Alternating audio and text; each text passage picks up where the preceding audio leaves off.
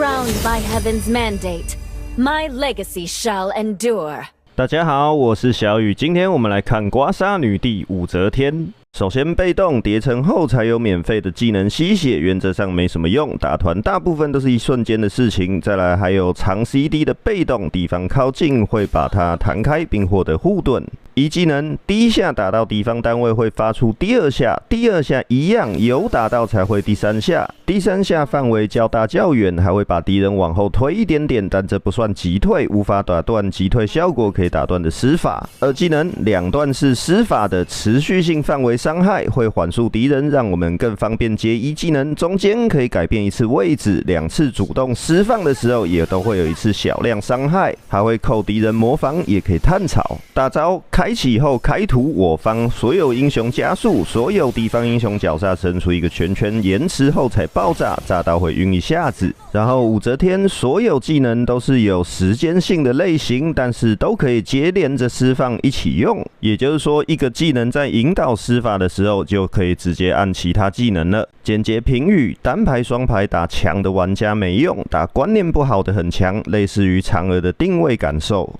那么武则天的大招是属于全地图性质的技能，我们的视线一定要放在小地图上，而且可以为自己和所有队友加速，逃跑或追人都也可能会是使用的好时机。运气好可以晕到敌人，敌人在会战中晕到的几率更大。我们也能透过观察小地图看敌人有没有交位移技能，仔细观察小头像是会显示出来的。大家可以看一下现在这个片段嫦娥的小头像，就是他把瞬移给交掉了，或是用右手滑动屏幕，也可以直接拉过去看战况。那我是比较喜欢直接看小地图就直接做好判断的，各有优缺点。只看小地图就是发技能会比较快，但是有可能会误判。拉过去看现场战况是可以看得比较准确，但是按技能就会稍微慢一点点。还有一种是拇指按着技能，食指滑动看战况，这样是最完美的。按技能也不会比较慢，但我实在不习惯这种操作方式，手不是那么灵活，就是提供给大家参考一下。最后还有一点我们要知道的就是，武则天虽然有被动可以弹开刺客的贴身技，但远距离的技能还是可以轻易秒杀我们的。再来出装，我建议就是出附魔法器撑 45% 减 CD， 不然大招的 CD 时间实在太久了，但这样伤害又会很刮痧，所以我们看情况选用。这边我摆了3排不一样的出装方案，大家可以自己参考一下。第一排是最通用的，不想动脑，直接复制我第一排的出装，然后因为第一排出装的 CD 到后面会溢出，所以后期可以把鞋子卖掉，换成法穿或韧性鞋。后期魔力够了，也可以把附魔法器卖掉，换成寒冬权杖来自保，减 CD 也有 40%。闪电权杖增加爆发伤害，让武则天在帮忙刮痧的时候比较容易让敌人喊痛。在闪电权杖出了之后，减 CD 就满 45% 了，所以后面2件看情况是可以调整的。没特别的话就照着点，然后等满装了再把鞋子换掉。回击的话主要就是配合上出装，能让我们凑满减 CD 就行了。带什么都不会有太大的影响。中间摆鲜红盛宴的话，是会让我们在感觉上加上被动吸血，比较能够有吸到血、有跳绿字的感觉就是了。至于选角，我们怕远距离爆发的英雄被动弹人会变得毫无作用。例如尤朵拉、哈利各是射手，所以不太需要去 ban， 唯有一个特例就是剑锋。剑锋大招放出来，就算被弹开，伤害一样会打出来，一样被秒杀。可以考虑 ban 掉剑锋，其他刺客战士都可以利用被动弹开自保一次。这其实和没自保技的法师比起来是差很多的。那这边就来看实战了，这场是我和我一个老玩家朋友双排的排位赛。那现在的新赛季因为打野机制更动的关系，其实我们不一定要帮打野开 buff， 所以我走到红这边再走出来，敌人可能会以为我们在开红，也顺便帮我们打野看一下有没有开场就被入侵。总之现在刚改版不久，大家习惯帮打野开 buff 了，所以即使我认为要调整打法，但因为不是5排，我们也只能配合着路人帮忙他开 buff。那这边赛琳娜想不开，想往敌方红红区打，其实这样并不是非常好，会造成在1分30秒的时候没有办法达到4级。不过赛琳娜对4级倒是没有很需求，所以还是能理解就是。可是拉普怎么送啦？那大家注意看小地图，经验路的飞龙雨中杀掉拉普之后就跑过来支援，并没有留在上路打河蟹，很明显就是被我开场从我方红区走出来给骗到了，就是因为他是会看小地图的玩家，估计他认为我们是开红，然后先过来抢河道花，所以他就过来支援，想帮他队友抢蓝。任何小动作都可能会对战局有影响力的，尤其在视野方面做得好的话，对到越高端的玩家越能够起到作用。那这边注意，我们的被动也能和火焰爆弹一样，把敌人弹开保护队友。所以我觉得选个武则天，然后后期粘在射手身上，这样效果也挺不错。这点大家可以多多利用，纳入战术参考。那现在这边我是失误了，我看错敌方小兵的血量，但其实已经死掉了，所以导致我漏了一只兵友在这边发呆没回城。要是现在回补再出来，就会再漏兵，所以也只好不回补了，否则会在乌龟出生时没办法升上4级。所以刚才正确做法是开了冲锋后，赶紧把小兵经验拿到后马上回补才对。那现在要准备抢乌龟了，但这边大家再把目光放到小地图上，我习惯直接看小地图，然后直接做出判断来发技能，因为敌人交位移还有敌人的血量都可以直接看得出来。虽然悟空在我面前想干赛琳娜也没干到，但其实我是一直在看上路的战况的。我当时是判断黑龙交了3技能位移才开大招的，而且黑龙血量也剩不多了，但事实上却是被鬼龙龙的技能给位移了，结果我大招开下去，他3技能跳走，这样大家可以仔细看我开大招时小地图的动向，就可以知道我在说什么了。但就如我开头前面所介绍的方式，虽然这样是可以判断和出招都比较快，但就是可能会判断错误，各种方式都有优缺点就对了。敌方小头像外围的红色圈圈跟我方小头像外围的蓝色圈圈就是血量，所以米娅和克林特怎么死的不就都很明白了吗？就是克林特先交闪，然后反向2技能塔杀米娅，结果被塔打死。这些东西都是通通都不用画面拉过去就直接可以看得出来的。只要是有全地图性质技能的英雄，这个判断技巧就一定要会。另外就是主打游走的玩家也一定要会。看小地图就是这么看的，所以我回城走出来，目光也是一直放在小地图上面，只有遇到敌人才会把目光拉回英雄身上，毕竟还是需要准确的放技能嘛。那这边赛琳娜晕到嫦娥，我补上大招接着控制，让嫦娥连动都不能动，估计应该非常生气。那会战打完，人马也杀不死了，就请再把目光放回小地图上，确认敌方还有几个人在战场上。嫦娥刚复活，人马刚回家，悟空在右边，米娅在下路，最后看到飞龙在上路，所以就不可能会有敌人在蹲草，所有战局一眼就可以清清楚楚。以上这些就是大家所谓的看小地图，也就是所谓的 look map。这可是比英雄操作还要更重要的东西，也就是所有 MOBA 类型游戏的基础。只要能学会一眼就能看懂敌人在干嘛，而且能够除了会战以外都盯着小地图，像我一样可以这样瞬间做出判断的话，只要你有时间，想要打几颗星星应该都不是问题。所以现在中路小兵已经在中路了，这边把钱给蹭了，就赶快回中路清兵再看情况，千万不可以在下路磨磨蹭蹭的等半天，要不要塔杀什么的浪费时间，人家打野是没野怪了，游走不吃经济，鬼龙龙当然可以在那边逛街啊，我们不是啊，所以支援之前一定要先把自己路线的本分工作先做好，除非有其他人去帮我做了，那可以把经济让给那个队友，不回中路清兵没关系，最常见的就是会看到经验路趁中路去支援的时候到中路偷吃兵，那样的话就可以继续留在其他线继续支援压塔。不过还是一样，要一直注意着小地图的下一波兵线来了没，塔杀的话就要快上。要知道从温泉走到线上不过是10几秒的事情，有些角色甚至更快。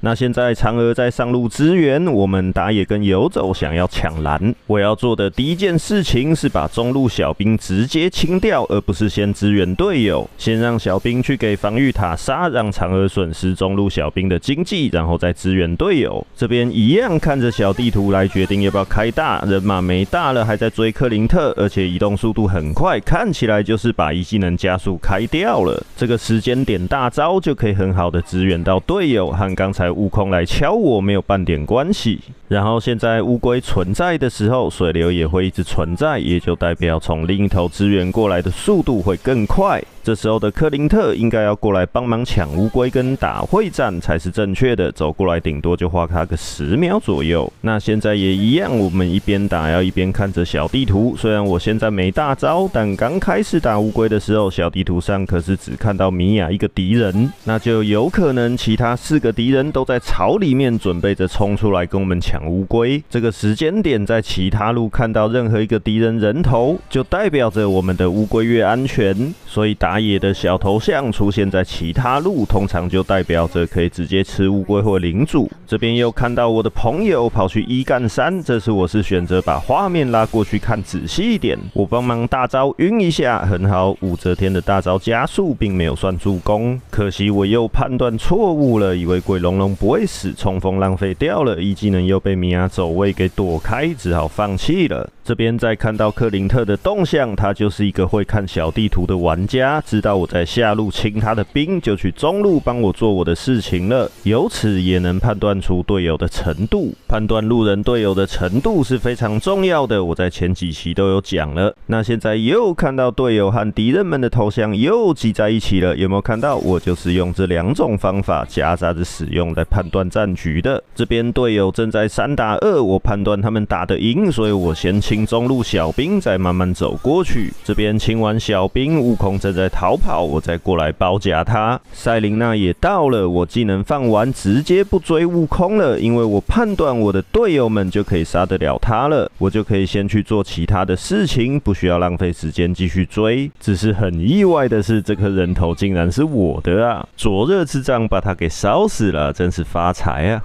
话说回来，我都没什么讲到武则天的技能，这边稍微提一下就好，因为实在是太简单了，怎么放其实也不会差别太大，重点就是大招而已。而大招要放得好，就是判断战局要准确。至于小技能，就是都可以探草，一技能打到人会有第2下嘛，二技能的话，探草是可以让整片草丛亮起来的，和烛心不一样，不会有一进去怎么他妈是5个的情况，有没有？所以我二技能有时候会丢在草丛上面，没有其他特别的时候，其实随便都行。只有在需要强力点输出的时候，要先二技能扣敌人模仿，再一技能。就例如现在这边，不过我的朋友脑冲了，应该是他判断失误死掉了，没法输出了，变成我二技能只能帮剩下的队友们探个草而已。刚才飞龙雨中硬上赛琳娜，我并没有在一开始就放大招救队友们，而是在敌人交了位移或是加速技能之后才开大招，救也没救到，也不是我的问题，因为我刚才要是早点放，也不一定能够救到赛琳娜，因为这样大招根本晕不到正在行走的敌人们，只能帮队友加速，但加速又晕到敌人，是100%能够救到队友的，前提是队友要撑过一波伤害，不被秒杀就是了。那现在因为鬼龙龙刚才送头导致掉领主，一样不要慌张，这时候就是观察小地图，看敌方小头像有没有出现，因为敌人一定会到小兵旁边清兵或是控制兵线，我们就可以看到小头像敌人在哪里，看到分散的米娅就赶快上，不要拖拖拉拉的，敌人们才会来不及支援米娅。但也一定要记得看兵线被压到哪里了，毕竟我们掉领主肯定会被推掉很多外塔，掉领主时清兵还是第一优先，追人的话要非常果断，时机对了就赶快上，上的话建议是最好不要超过5秒，没有办法秒杀的敌人不要追，否则的话很有可能追我们家的塔就全被小兵给爆光了。哎呀，这边吓死我了，像刚才黑龙就蹲草想要秒杀我，还好黑龙接机有点小失误，让我撑了过来没死。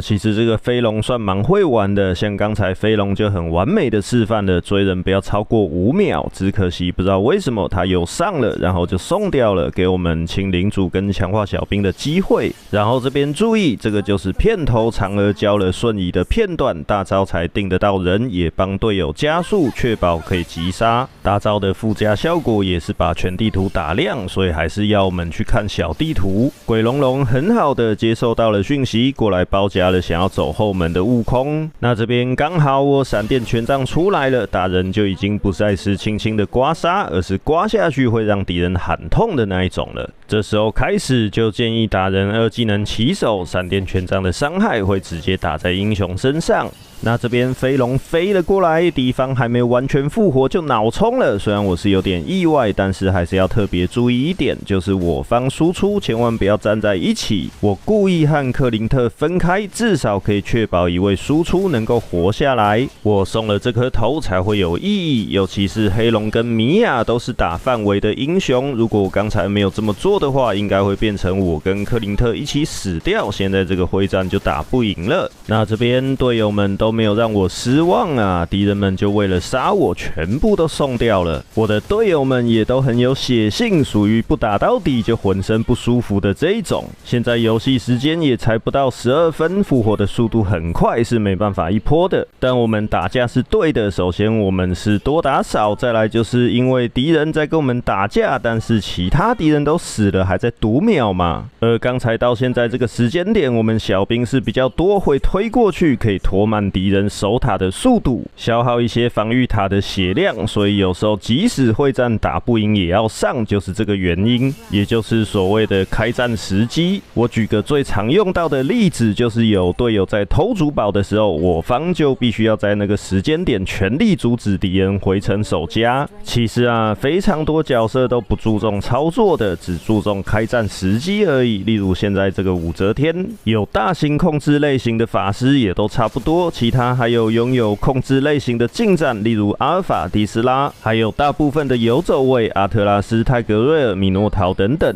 都完全没什么技巧，该会的就只有开战时机而已。我今天其实已经讲了一大半了，但我相信有听没有懂的人还非常多，所以关于开战时机，以后有时间我会再专门出一部来讲。但其实若是每一期都有追我教学视频的话，我当然全部都已经提到过了。不过能够真正理解融会贯通的人，或是能够说明什么是开战时机的人，我真的是找不到几个。